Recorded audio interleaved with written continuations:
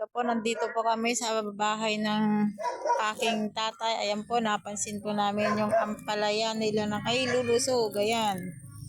Kadami pong talbos, dahon. Ayan. Sarap pong ulam yan. Ayan po, oh. At ayan po ang aking si Crisan to Apostol. Ayan po si Kapitan Penoy. Nangunguha po ng talbos ng ampalaya. Ayan. Gandang ganda. Ganda ng talbos ng ampalayahan nila. Huwag na tayong kukuha dun sa ano. Dito? Yan, Yeah. Tita Mamis niya, huwag na. Dito? Huwag na. Ayan.